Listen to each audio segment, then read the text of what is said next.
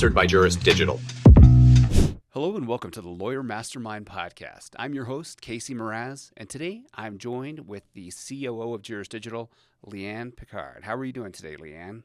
I am doing pretty good. Awesome. It's cold outside. It is cold outside. We are currently in Denver, and there's snow all over the ground. It was like 1 degree this morning. Can't even say degrees, so 1 degree. Yeah, it can't be plural because it's just one. Just one. Not negative. But That's how you know it's too cold. And so next time, let's do this next podcast in Hawaii. Let's make that okay, deal. A goal. But, you know, I think Next week. Next week? Yeah, okay. Well, hopefully this takes off. Oh, okay. That's what I'm going to say. Sounds good. You know, the title of today's episode is Breaking the Growth Plateau. And this is digital marketing for high-revenue PI firms. And, you know, what we want to do today is really just talk about how personal injury firms can overcome growth plateaus that they've faced. And it's 2025. There's all of this noise of SEO, pay-per-click, ChatGPT. If you're a nerd like me and you follow all of it, you hear about DeepSeek and Claude and Gemini and all this stuff. And today we're going to break that down. Let's just talk about it, like what it all means. Sounds good to me. And, you know, exactly how that's going to help law firms do what they want to do, which is get up from that plateau, grow their firm, and sign more of the cases that they want. So before I dive into my notes and look too much at this, Leanne, I think I want to start by talking about a strategy that we're seeing a lot of success with right now for our personal injury clients. And I just want to frame this because people are like, oh, SEO's dead. And how many times have you heard that over the years? I would say more so recently, even on the ads that I see on social media. Like, Yeah, SEO everybody's doesn't like- exist. SEO is dead. But it's not. Use our AI tool instead. That's true. Yeah, and there's so many crappy AI tools out there, which I'm sure we'll dive into at some point during this hour.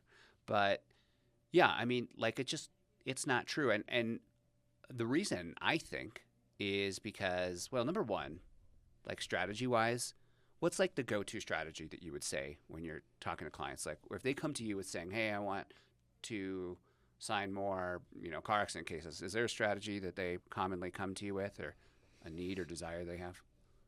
Yeah, I mean, a lot of it is either they're not, majority of the time, not getting enough cases. I think our sweet spot of strategy would be running SEO and PPC LSAs together.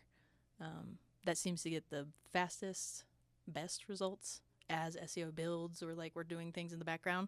That's probably my go-to. For sure. Yeah, no, and that's definitely, you know, from a strategy perspective, very high level. But I think that's an inherent problem, too, that most like law firm owners don't really realize is that if there's 20 personal injury firms in San Diego, California, all 20 of them, all of those attorneys that I speak to, every single time without a doubt will be like, I want to be number one for a car accident lawyer. And it's true, like that's going to bring you cases. It's going to bring you case leads. But if everybody's doing that, not everybody can be number one. Yeah, that's true. So, and that's what I want to say. Like, it's not just like you need to focus on these keywords that everybody's going after. There's strategies where you can get quicker results. Like, what's the one that you guys were doing recently for Silva injury attorneys? The accident blogging? Oh, yeah. So instead of running basically PPC ads, we're doing the SEO things in the background. We've developed a way, creating a specific site, like a microsite, where accident blogging is dedicated just to this area. Actually, Matt is better at explaining what that is. But essentially, we are blogging on the previous accidents. I think that's how it goes. Where there's an accident that happened or that it has happened recently or maybe a couple weeks before, and then we're posting about it and writing a blog and basically asking for their help, or they're asking for our help, and then that's posted. And then there's good and bad about it. Of course. There's nothing is just all roses, right? Yeah, so you get, obviously, you have to have a little bit of thick skin if you are going to run a campaign like that and be open to some of the outside of, you know, people not really responding or commenting on things that aren't correct. But as far as like an SEO strategy, it really gets results. And we've seen clients sign 10, 20 cases, you know, in a couple days from this sort of tactic. Yeah, when done right. And, Yeah. like with anything SEO-wise, it's nuanced. Like there's a shitty way to do it, an easy way that maybe you could use AI tools to spin out content. And that, to be fair, might work for a month or a few weeks or whatever. But there's no long-term benefit to that. But the strategy that like you guys have developed, or I guess we have developed, is, kind of accounts for all of that. And it's a long-term strategy. But I like how it's just like, it's different, right? Like, yeah, we're still doing the same things that everybody else is doing, and you should do those. But we have to do some other different things too, if you're serious about getting those results. Because I think one of the biggest frustrations that personal injury attorneys I speak with is like, hey, I've already talked to 12 SEO companies, and they all say I have to wait 6 months or a year to see anything. But like you said, you marry that strategy with ads. Like, how fast do you start seeing results with ads? Like today, 2025, and maybe talk about LSAs and Google ads as well. Sure. I would say marrying SEO with advertising, you're still looking for great results. You're going to start to see results right away as far as traction goes within the first couple of weeks.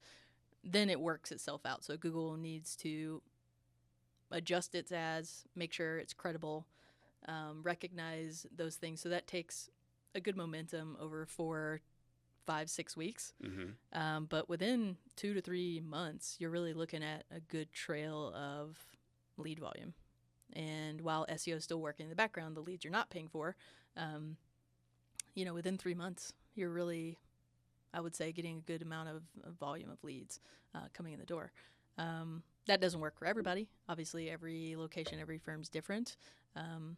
But ultimately, yeah, I would say 2 to 3 months, you're really starting to get results. Should be signing cases within 3-4 months of that.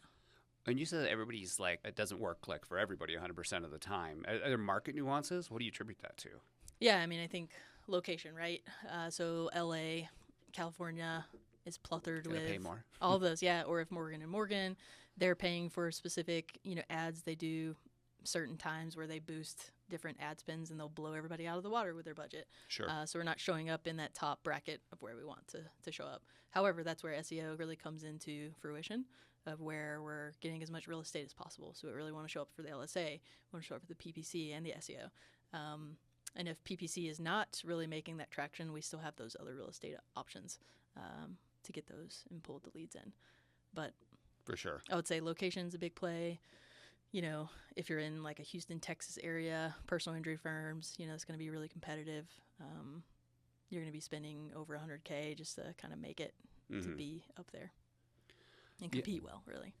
Yeah, and you brought up a lot of things that got my brain going in about 10 different directions. But the one that I wanted to just focus on is like, SEO is dead. SEO has kind of been the same in the sense that we've always approached it like you want to be in the most places normal. We know that like 1 in 3 people start their journey looking for an attorney online. So someplace online.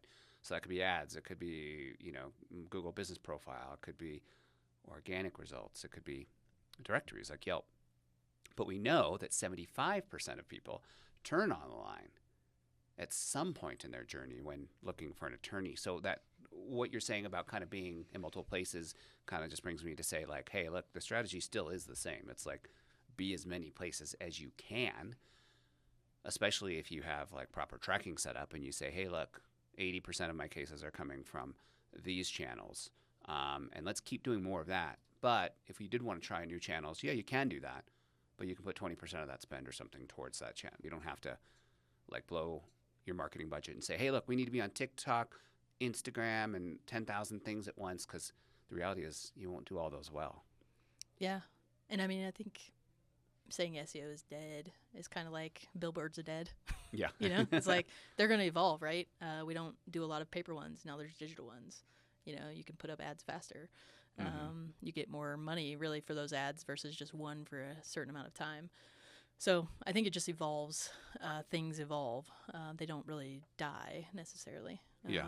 And I think that's the misconception, with AI coming to play as well. I think AI helps get to the work a little faster and it saves some time in certain areas. But still, the human is the one coming up with the strategy and navigating things. It can't do it all. Yeah. Maybe one day it will, but I think that's, 50 years down the road. Maybe like 5, 10. Maybe. I want to say 50. But let's take LSAs, for example. I just had this kind of confirmed by another guy recently in a conversation. So Google navigating their AI, platform and all that, you're starting to see PPC LSAs really navigated through AI. Those calls coming in now, Google has set where LSAs, you used to be able to call and really refute a lot of those calls. Mm-hmm. Now you can't as much, really. So you're not getting that money back. So AI being introduced into LSA and Google, if people aren't answering the phone call in 3 to 5 seconds and talking about what they Googled, Mm-hmm. sometimes you're still charged for those calls.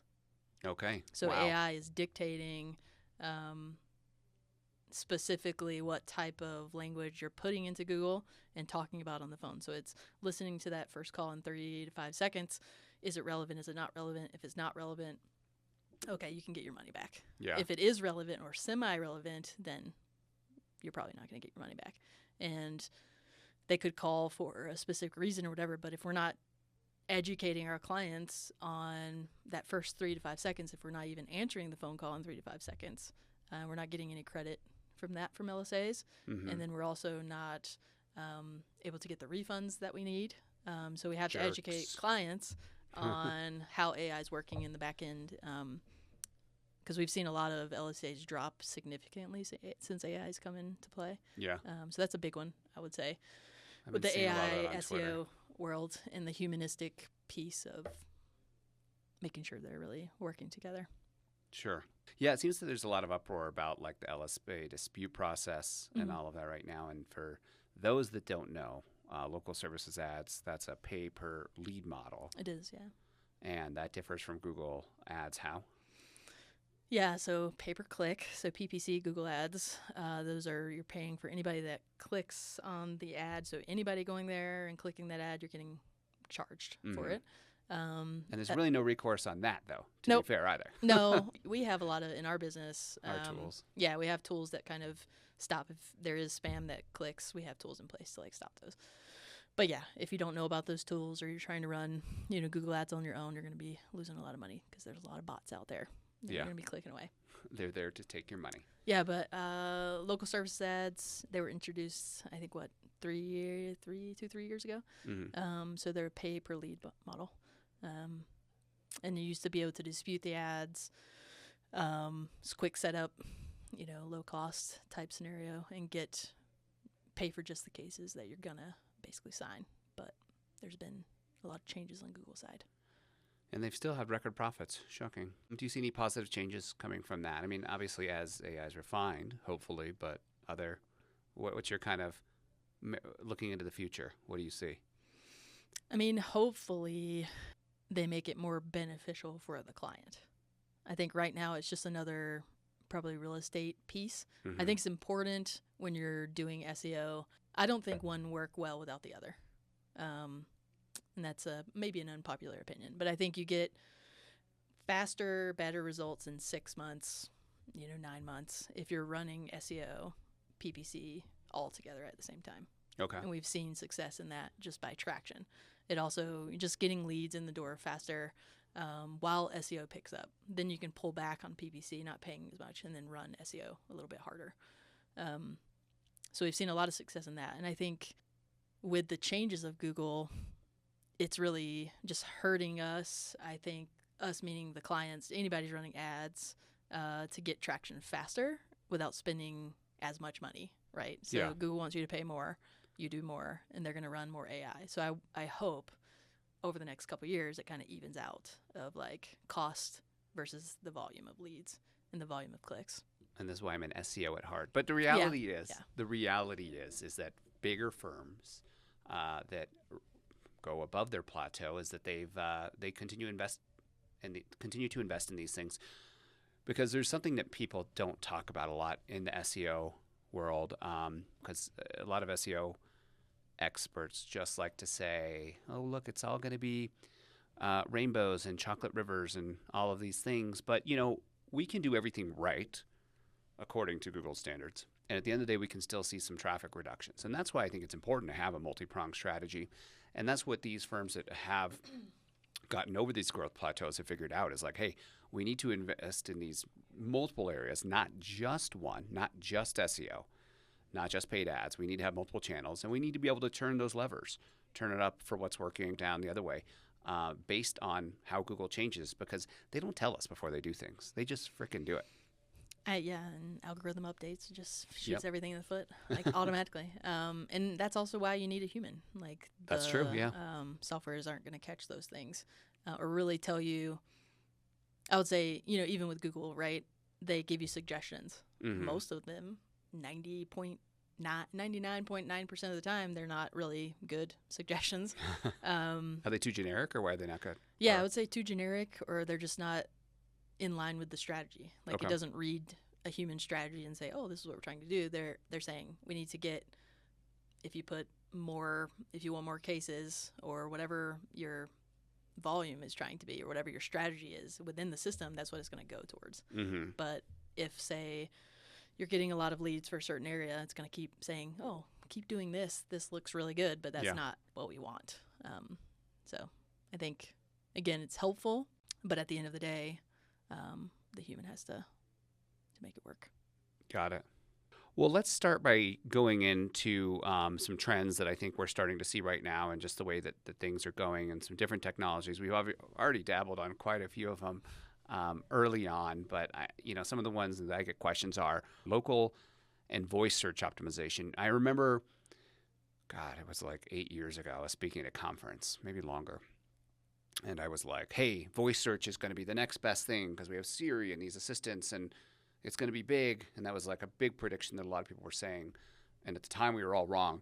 What's funny, though, now is we're kind of seeing a little bit more of a resurgence of that with, large language models, ChatGPT, or, these AI bots where people are talking to them. And so search behavior will change over time. You and I search different things. Like if we were to do whiteboards, we should do this as an example one time. True. And say, how are you going to search for this? And write down what we would type in. It'd be two different things. And now people are doing more of these like informational type queries. How do you search? It depends on the search. Like, say, are you going to restaurant? If I were going to, it depends. So I'm bougie. Okay. And I like nice restaurants. I think right. You know that about yes, me. I do. I travel a lot. And because of that, I found that there's one review platform worldwide that works very well. Okay. And it might surprise you. It's actually Google reviews. Oh, okay. So for me to do a search now, I would actually pull up Gemini. So not even google.com. I'd pull up their AI assistant, and I'd say, give me a list based on reviews, put it in a table of the top 10 X restaurants. I'm looking for only restaurants that have over 50 reviews and 4.6 or higher, and have it do all the legwork for me. So its agent will go out and deliver that to me in a table. Okay.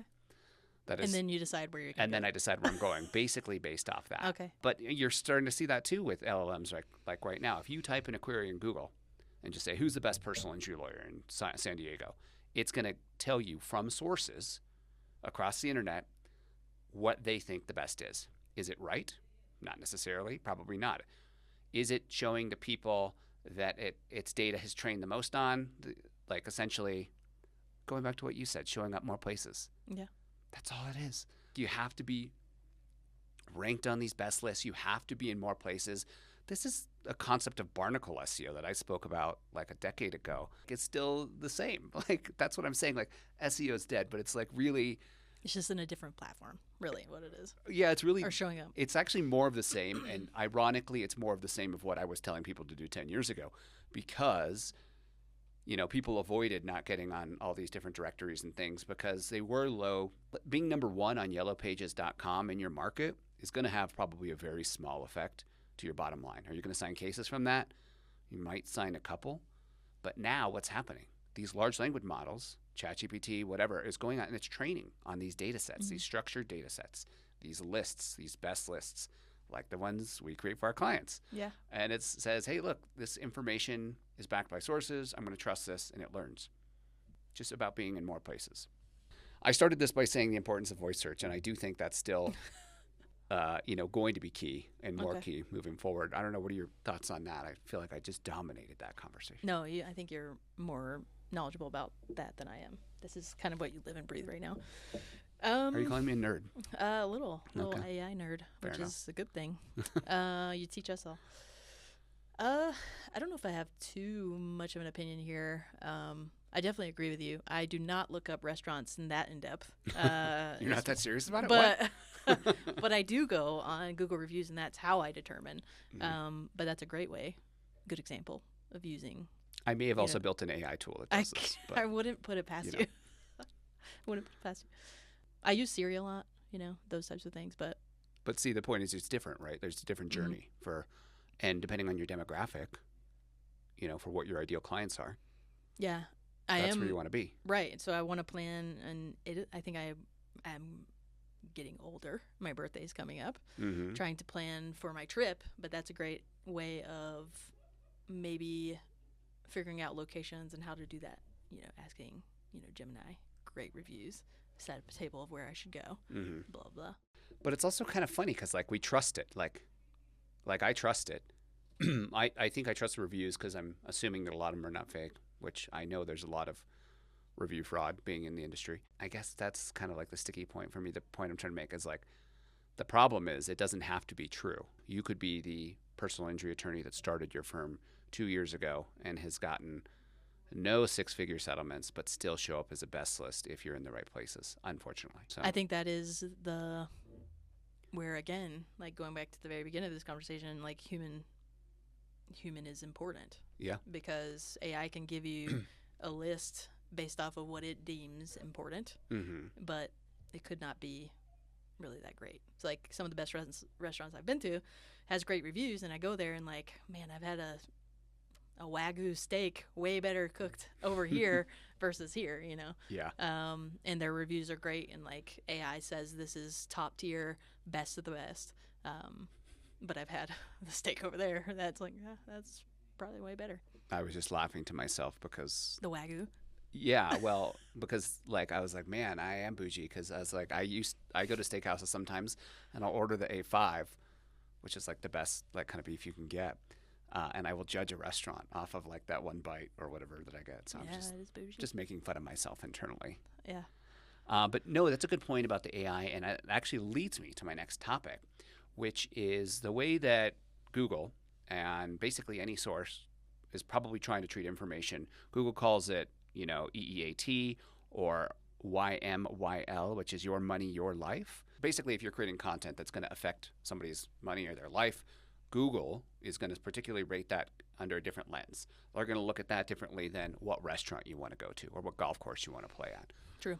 Having a great content team gets it right, and having AI content gets it wrong, because if you are only using AI to create content, something that we've experimented a lot with over the years, past 2 years in particular, we've seen, oh, look, you can get some results here, but is that short-term or long-term? The problem is AI content hallucinates. It's all about your prompts at the end of the day, so I also don't want to say that it can't be done to a really good standard, because it can with the right guardrails and the right prompts, succession of prompting. But people are lazy, and that's the biggest problem I've seen with AI right now and other 100%. legal marketing agencies, is they're I will do 100 pieces of content for your law firm. If you own your law firm, you don't care how many pieces of content I put on your website. You honestly shouldn't. What you should care about is the business metrics. Absolutely, yeah. Do you have those conversations with clients? I have those conversations with our staff a lot of the time, Okay. especially our content director. We talk about that all the time.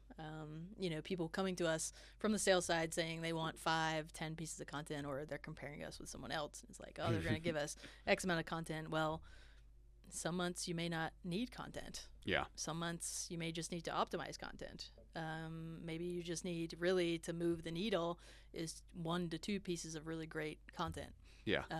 I think that's the misconception too of yeah, AI can create it fast, but a lot of the time it's not going to be quality. Some laws may not be, set up properly. And then the other problem with content too is we use the StoryBrand framework. That's what we're certified in. With a proper framework, you will see, a higher conversion rate, right? And it's very clear. If you type in I see it all the time. Go type in San Francisco car accident lawyer or something right now. Click on those top 5 results and just look at it under the context of what your client sees. And 9 times out of 10, it's actually just SEO shit. And I say that because even if it's like a well-written article, that could be written from one attorney to another attorney when their audience is actually people that were seriously injured in a car accident with an 8th grade education, right? Who are we speaking to? What action are we telling them to take? So just ranking isn't enough.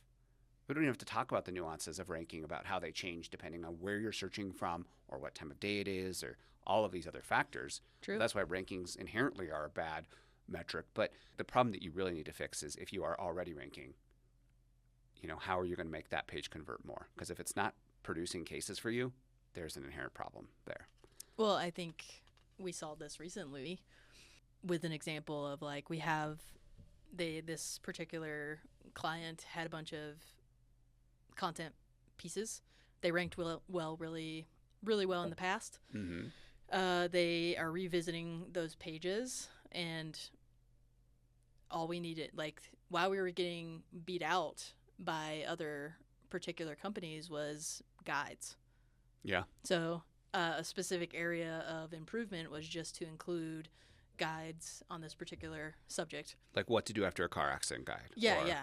So adding a guide, that's what was ranking for these other. So we dropped down because that just wasn't included in the page. So again, it's not creating new content or it's not creating X amount of content, but it's looking at what's there, seeing what the competitor is doing or how we can be different from the other pieces of content, and then moving the needle with adding or whatever we need to do to get there. Once that's done, we're now able to rank,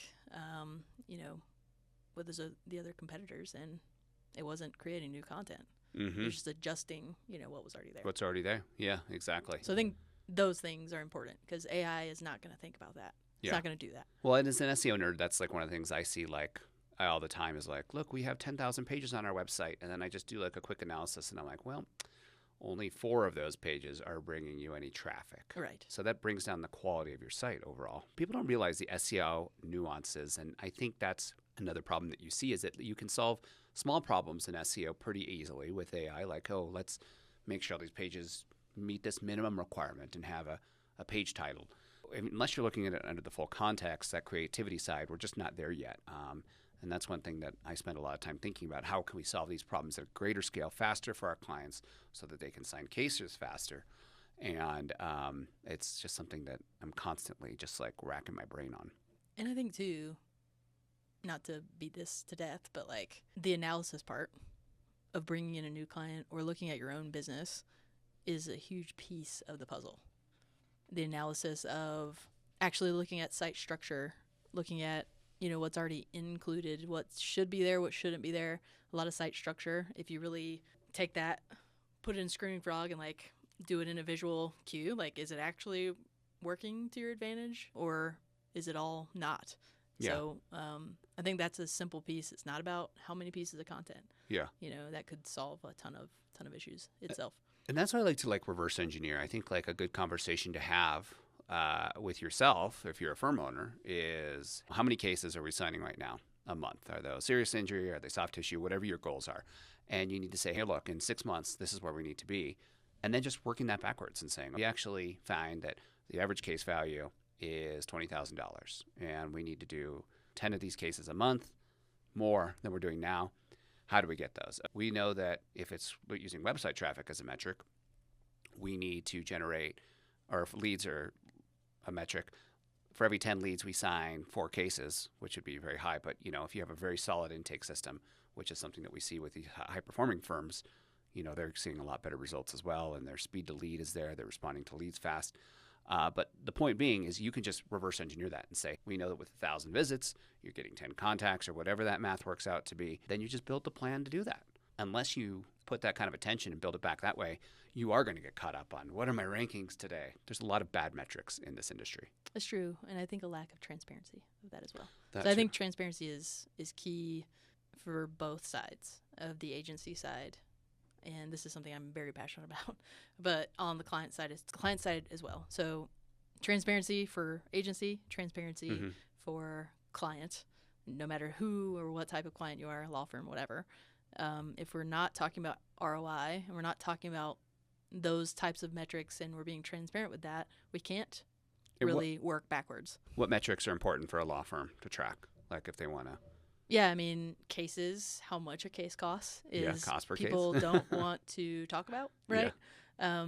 They don't want to share that anyway. Yeah, and it's not something we're really doing with it. Yeah. Or agencies, maybe some agencies do, but like now we can work backwards and say, oh, well, if this is the cost per case and we're getting X amount of leads, this is what we need to work to, or this is where we're at. Okay, maybe we can't work with you because we don't have the volume or the team. The P&L doesn't lie. Yeah, that goes both ways. So I think transparency from the client of numbers and where things are at, so we can actually do our jobs better, and also giving transparency from us of like, this is how much you're spending, this is where it all goes, line item by line item, and this is what the data proves from line item by line item. And obviously we don't have like full attribution the way that we would like, but at the end of the day, we can track calls, we can track live chats, text messages, at least from one of their source points on their journey there. From an attribution standpoint and model, there's different ways to approach that.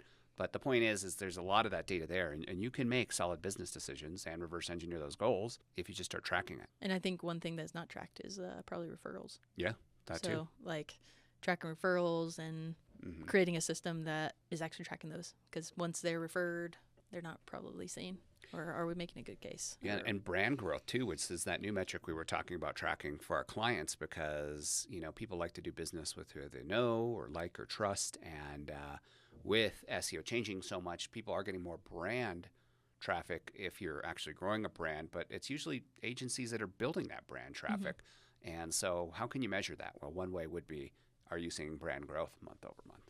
True. Yeah, I agree with that.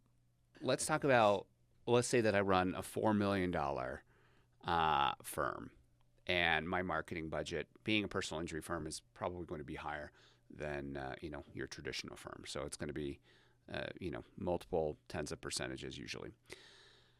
What allocation would you say firms need to do, paid versus other channels, SEO or social? Do you have any insight there? I think it all goes back to the goal of the client, really. If they're getting enough lead volume and they just need more, or they're getting enough lead volume and they want to attract a specific area of the firm. We've had a lot of, clients, they get a lot of personal injury, like car accident cases, but they really like the med mal and they just want to focus there. I think different strategies contribute to different allocated services. Yeah, no, for sure. But I think that's a hard one because I can. No, it would depend on the goals. That's right. Yeah.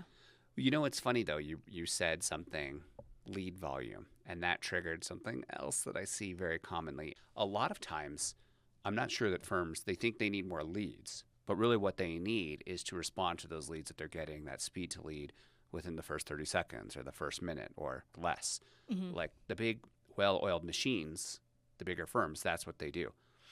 I don't think people necessarily realize that I can't take an hour or a day. I can't not answer my phone, essentially. This is like you're losing that business. If they're calling you after having done a little research about you and you don't answer the phone, they're going to go somewhere else. It's true.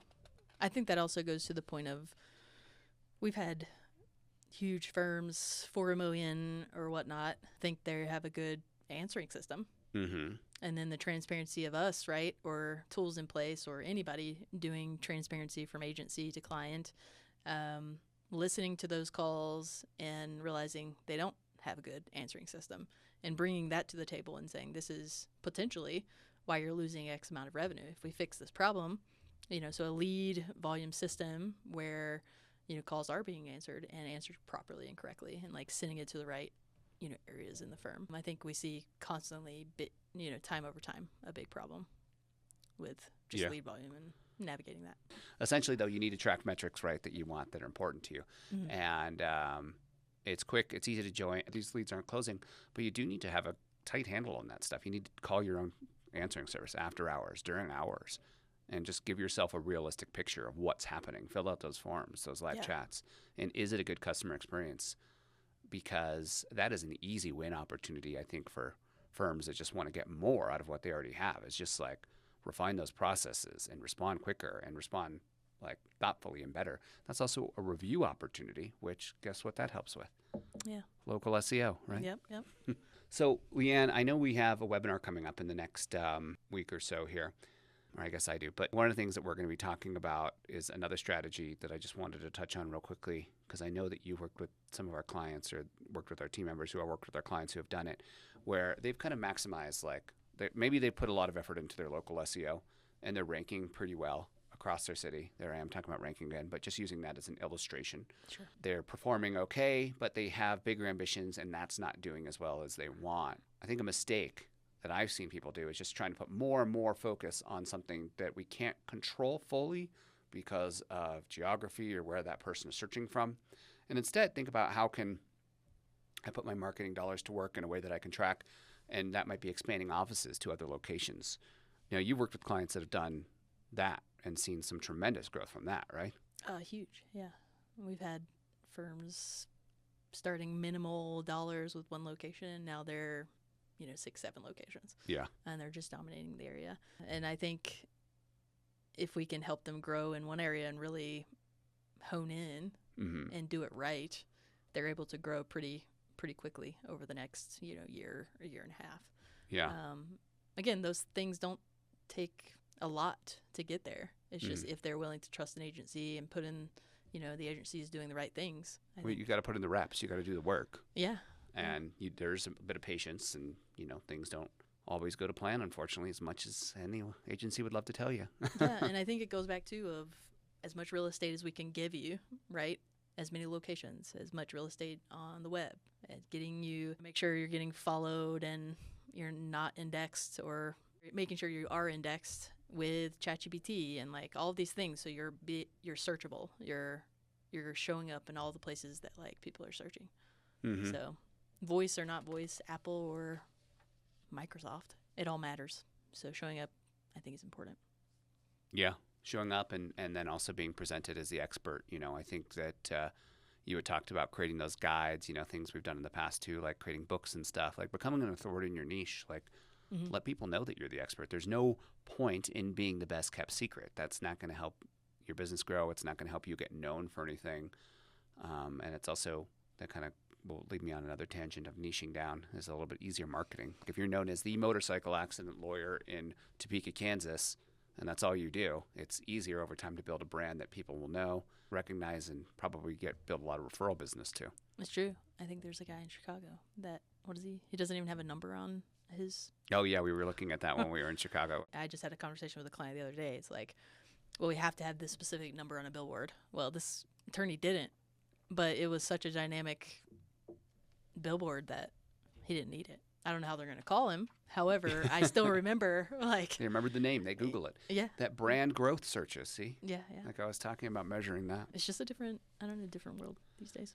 So, Leann, we're getting kind of to the end here of our time. I wanted to give you a couple minutes to talk about these law firms that have hit their plateau. What does it look like? What is the action steps to get away from just, grinding the gears and getting to a place where you can see consistent growth or growth with your goals? I think if you're hitting the plateau, if you are working with an agency, I think making sure that they're innovative and they're coming to you with brand new ideas and thoughts. I think that's important. And I think if you're hitting the plateau, something is not being revamped or something's not changing, or you need to look at a different location. If you're really dominating the area and like things are just really consistent, but you're not really growing, maybe you should look internally, externally, into different locations. At least I think it's all about innovation and creativity, though. It's a good way to stand out.